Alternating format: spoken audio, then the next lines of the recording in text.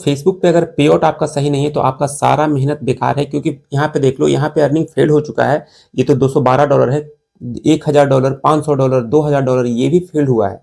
मेरे पास आया था, मैंने सही किया, बताया, गाइड किया, उनका सही हो गया। आप लोग ये गलती मत करना। फेसबुक पे अभी के डेट में अगर कोई इशू आता है तो उसको सही करने में अगर लग जाओगे तो काफ़ी टाइम आपका बर्बाद होगा। इसमें मैं डिटेल से बताऊंगा आपको कि अगर आपको पे आउट सेटअप करना है, आपका कंटेंट मोनेटाइजेशन मिल गया। अभी सब लोग कंटेंट मोनेटाइजेशन के पीछे भाग रहे हैं। कंटेंट मोनेटाइजेशन मिलने के बावजूद भी उनका पेमेंट पेड नहीं हो रहा। रीजन क्या है? उन्होंने पे आउट सही से सेटअप नहीं किया। यहाँ पे मैं कुछ चीजें बताऊंगा, वो आपको ध्यान देना है। बाकी कुछ भी बड़ा इशू नहीं है पे आउट सेटअप करने में। आप खुद कर सकते हो, किसी के पास जाने की जरूरत नहीं है, ना मेरे पास, ना XYZ किसी के पास नहीं। बस वीडियो देख लो, बहुत का वीडियो मिल जाएगा आपको। मेरा भी बहुत लोगों ने बनाया है कैसे पे आउट सेटअप करते हैं। तो यहाँ पे देख लो, सबसे पहले मैं बता दूं, यहाँ पे जैसे ही पे आउट में जाओगे तो आपको, कुछ लोग का तो सेटअप नहीं हुआ है, जिनका सेटअप हो गया है तो क्या क्या चेक करना है कि आपका पेमेंट क्यों नहीं आ रहा है, क्यों फेल हो रहा है। जिनका पे आउट हो गया है, जिनका पे आउट नहीं मिला है, अभी कंटेंट मोनेटाइजेशन नहीं मिला है, उनको मिलने के बाद ये सब चीजें ध्यान रखना फिलअप करने के टाइम पे। अभी ये वीडियो देख लो, बाद में आपको देखने की जरूरत नहीं पड़ेगी। लेकिन जिनका मिल चुका है, पे आउट सेटअप कर लिए हैं, उसके बावजूद भी पेमेंट फेल्ड हो रहा है, अकाउंट में नहीं आ रहा, तो यहाँ पे जैसे ही पे आउट में जाओगे, यहाँ पे ओवरव्यू, ट्रांजेक्शन और टैक्स फॉर्म रहेगा। ये नया ऐड हुआ है, ये खुद का मेरा ही पेज का है, मैं दिखा दूं। यहाँ पे जैसे ही ऊपर सेटिंग का ऑप्शन है, उस पर क्लिक करोगे तो आपको देखो यहाँ पे ये खुल जाएगा पे आउट सेटिंग। यहाँ पे देखो अमित कुमार, जो कि मेरा नेम है। बैंक में, पैन में, आधार में, प्रोफाइल में भी सेम यही नाम है। आप जो ये वीडियो देख रहे हो तो फेसबुक पेज पे तो अमित के वीडियो के नाम से आता है, लेकिन मेरा ये गवर्नमेंट इशू आईडी जो भी है उस पर ये नाम नहीं है। मेरा रियल नेम है अमित कुमार, तो मैंने यहाँ पे डाला है। और जो बैंक है केनरा बैंक, मैंने वो ऐड किया, ठीक है। और दूसरी बात, ये बहुत लोग का ये सवाल आ रहा है कि सर मैं स्विफ्ट कोड वाला डालूं या IFSC, कहने का मतलब बैंक ट्रांसफर करूं या वायर ट्रांसफर। तो मेरे हिसाब से जो मैंने रीड किया है, अगर आप वायर ट्रांसफर करते हो जिसमें मिनिमम $100 क्राइटेरिया होता है, वो ज़्यादा बेटर है। कल के डेट में आपकी अर्निंग अगर ज़्यादा होती है तो कोई दिक्कत नहीं होगा। अगर बैंक ट्रांसफर करोगे तो ज़्यादा अर्निंग होती है, तो बैंक टू बैंक वेरी करता है कितना आप वहां पे आ सकता है आपका अमाउंट। इसलिए मैं वायर ट्रांसफर का आपको बोलूंगा कि वायर ट्रांसफर कर लो। अगर आपने अभी तक सेटअप नहीं किया है तो, अगर ऑलरेडी सेटअप कर दिया तो जो है रहने दो, अभी छेड़छाड़ मत करो। जब कुछ इशू आएगा तो उस टाइम देखा जाएगा। अब यहाँ पे देखो, टैक्स इन्फो हमेशा आपका वेरीफाई होना चाहिए। W8 फॉर सर्विसेज वेरीफाइड है, W8 फॉर रॉयल्टी, दोनों वेरीफाई होना चाहिए। आप चेक कर लो, अगर आपका पेमेंट नहीं आ रहा है, मान लो कुछ दिक्कत हो रहा है, तो ये आप पहले चेक कर लो, उसके बाद ही कुछ नेक्स्ट स्टेप लेना। बहुत लोग का डॉक्यूमेंट वेरिफिकेशन नहीं हो रहा है, रीजन क्या है मैं वो भी बताऊंगा।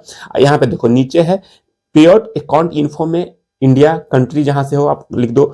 यहाँ पे बिजनेस टाइप, यहाँ पे बहुत लोग गलती करते हैं। जब आप फिलअप करते हो आपको बिजनेस टाइप बोला जाता है, कौन सा बिजनेस टाइप है, तो कुछ लोग कुछ और कर देते हैं। तो यहाँ पे इंडिविजुअल रखना है, ठीक है। बिजनेस टाइप इंडिविजुअल रखना है। अगर आप खुद अपने लिए काम कर रहे हो तो इंडिविजुअल रखना है। अगर आपका कोई कंपनी है उसके लिए काम कर रहे हो तो आप वो लिख सकते हो। लेकिन आप 90% जो मेरी वीडियो देखते हैं वो खुद के लिए काम कर रहे हैं, तो इंडिविजुअल रखना है।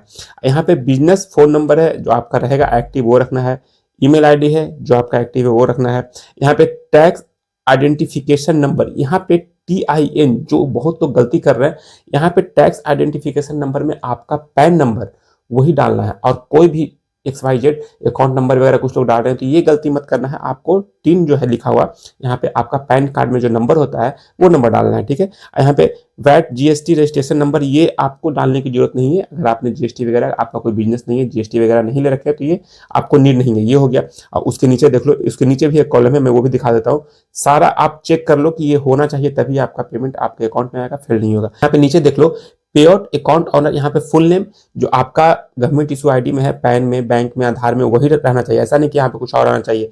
और ऑनर बर्थडे, आप बहुत लोग क्या करते हैं कि अपना डेट ऑफ बर्थ वगैरह डाल देते हैं। तो भाई ये सब चीजें अगर गलती करोगे तो फिर घूमते रह जाना फेसबुक के, मतलब उससे बात करने में कि हाँ भाई कैसे सही होगा, कैसे सही होगा, किसी को मैसेज कर रहे हो, तो ये सब गलती मत करो। पे आउट सेटिंग के टाइम ही आप ये सब ध्यान रखना, ठीक है। एड्रेस जो आपका रहेगा आधार कार्ड में वही डाल देना है। यहाँ पे एक चीज मैं बोलूंगा आप लोग को, यहाँ पे पे आउट अकाउंट एडमिन्स जो है, मैंने देखो मेरा नाम है अमित कुमार, जो मेरा प्रोफाइल है उसका मैंने डाल रखा है। एक और प्रोफाइल को मैंने यहाँ पे एडमिन बना रखा है। रीजन क्या है, कल के डेट में मेरे इस प्रोफाइल में कोई इशू आता है, मेरा मेन जो प्रोफाइल है, तो मैं इस प्रोफाइल से इसको एक्सेस कर सकता हूँ, ठीक है। इसलिए मैं बोलता हूँ यहाँ पे आप अपडेट करोगे तो आपको ऐड करने का ऑप्शन देगा। तो आपके घर में किसी का है जो सही तरीके का आईडी है आपके पास, जिसका हैंडल आप कर सकते हो, लॉग इन लॉग आउट कर सकते हो, तो उसका आप यहाँ पे ऐड कर सकते हो। जिससे क्या होगा, कल के डेट में अगर आपको एक आईडी पे इशू आएगा तो दूसरे आईडी से इसको एक्सेस कर सकते हो। ये हुआ। और दूसरी बात ये है कि बहुत लोग कर रहे हैं सर मेरा तो ये W8 और रॉयल्टी और सर्विसेज अलग अलग नहीं है, W8/W9 है। तो अभी जो कर रहे हैं उनका उस तरह से आ रहा है, लेकिन जो मैं पहले किया, मेरा देखो यहाँ पे 2024 में ही मैंने किया था। तो पहले जो मैंने किया था तो उस टाइम ऐसा ही होता था। अब जो नए नए सेटअप कर रहे हैं उनका W8/W9 करके आता है और वेरीफाइड नीचे लिखा हुआ रहेगा। तो आप उस पर फोकस करो कि भाई वेरीफाई होना चाहिए, और बाकी और कोई दिक्कत नहीं है। और जिनका अभी $25 नहीं हुआ है, पूरा सेटअप का ऑप्शन नहीं आया, देखो यहाँ पे देख लो, यहाँ पे देख लो, यहाँ पे दिखा रहा है जब तक आपका $25 नहीं होगा, सिर्फ कंट्री, बिजनेस नेम और यहाँ पे VAT GST registration number not provided है। यहाँ पे देखो अपडेट का ऑप्शन अभी डार्क नहीं है, ठीक है, लाइट में है। जैसे ही आपका $25 होगा, इसके लिए कोई टेंशन वाली बात नहीं है। जैसे ही $25 होगा आपका ये आ जाएगा, उसके बाद आप सारा डिटेल डाल लेना। लेकिन एक बात हमेशा ध्यान रखना, अगर आपका प्रोफाइल है, प्रोफाइल में वही नाम रखना जो आप यहाँ पे डॉक्यूमेंट्स अपलोड कर रहे हो। कहने का मतलब पैन, आधार, बैंक डाल रहे हो, सेम नाम से आपका प्रोफाइल होना चाहिए। जिससे क्या होगा, फ्यूचर में कभी भी आपका डॉक्यूमेंट्स वेरिफिकेशन होगा तो इजीली हो जाएगा। अभी बहुत लोग का ये भी मैसेज आया कि सर मेरा डॉक्यूमेंट वेरिफिकेशन नहीं हो रहा है। रीजन क्या है, आपने वहां पे डॉक्यूमेंट्स कुछ और डाला है, आपके प्रोफाइल पे कुछ और नाम है, और जिस प्रोफाइल पे आपने नाम डाला है, मान लो मेरा नाम है, तो मेरे प्रोफाइल पे फोटो भी मेरा ही होना चाहिए। जिससे क्या होगा, कल के डेट में जैसे ही वेरीफाई करे होगा, कभी भी वेरीफाई के लिए आ सकता है, ऐसा नहीं कि मेरा नहीं आता है, मेरा भी आ चुका है, तो मेरा इजीली हो गया। रीजन क्या है, सब कुछ मेरा सही है। इसलिए मैं आपको बार बार बोलता हूँ कि प्रोफाइल का नाम हमेशा अपने गवर्नमेंट इशू आईडी से रखो। हाँ, आप चाहो तो आपका पेज का नाम XYZ कुछ भी रख दो, कोई दिक्कत नहीं है।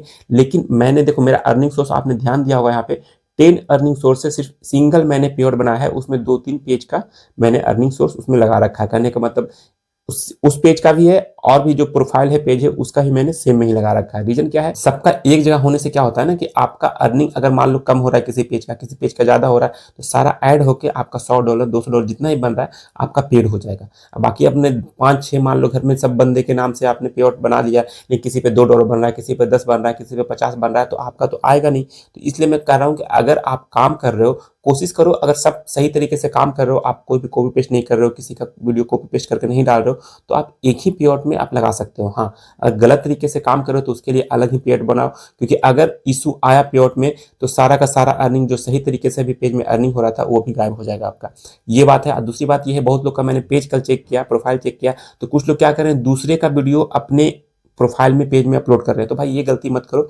अगर शेयर करते हो तो वो अलग बात है, लेकिन आप डाउनलोड करके कॉपी करके अपने पे अपलोड कर देते हो जिसमें आप हो भी नहीं, तो भाई इसमें कभी भी इशू आ सकता है। इसलिए मैं बोल रहा हूँ, अभी भी मोनेटाइज नहीं हुआ है, कंटेंट मोनेटाइजेशन नहीं मिला है, तो जो उस तरह का वीडियो है आप उसको डिलीट कर दो। आप ये मत देखो उस पर 5 लाख व्यू है, 1 मिलियन व्यू है, व्यू पर मत जाओ, उसको हटा दो। कल के डेट में जैसे ही मोनेटाइजेशन अगर मिल भी जाता है, सेटअप करो, कुछ दिन बाद आपका वो डिमोनेटाइज हो जाएगा। रीजन क्या है कि आपके कंटेंट नहीं है उसमें, ऑलरेडी किसी का डाला हुआ है। हाँ, किसी का आपने शेयर किया है वीडियो, ढंग का वीडियो है, अपने प्रोफाइल पे अपने पेज पे शेयर किया है, तो उसमें इशू नहीं आएगा। लेकिन अगर डायरेक्ट कॉपी करके पेस्ट कर दिया है अपने पेज पे प्रोफाइल पे और टैग वगैरह लगा के, और आप उसमें हो भी नहीं, इन्वॉल्व नहीं हो, और आप उस वीडियो को डालते हो, तो आपको उससे इशू होगा। तो इसलिए इस चीज़ों को समझो, और काम करना है तो थोड़ा सा बारीकी से समझो बातों को। अगर बस ऐसे ही उठा कर डालना स्टार्ट कर देते हो, फिर इशू आना स्टार्ट हो जाता है। अभी पेआउट को लेकर बहुत ज़्यादा लोगों का इशू आ रहा है, सर मैंने नाम गलत कर दिया, डेट ऑफ बर्थ गलत कर दिया, तो इसको सही कैसे करूँ। आप सही कर सकते हो, सबसे सिंपल उपाय है, किसी को पैसे देने की जरूरत नहीं है। आप ब्लू टिक ले लो अपने प्रोफाइल पे, आप प्रोफाइल से फेसबुक टीम से बात करो, फेसबुक एजेंट से बात हो जाएगा। आप हिंदी में भी कर सकते हो, इंग्लिश में भी कर सकते हो, इस पर मैंने ऑलरेडी वीडियो में बता रखा है। तो इसलिए आप जाकर पहले वाला वीडियो देख लो, या किसी का वीडियो आएगा तो आप देख लेना कि फेसबुक टीम से कैसे ब्लू टिक लेने के बाद बात कैसे करते हैं। सर्च करना यूट्यूब पे, बहुत लोग का वीडियो आ जाएगा।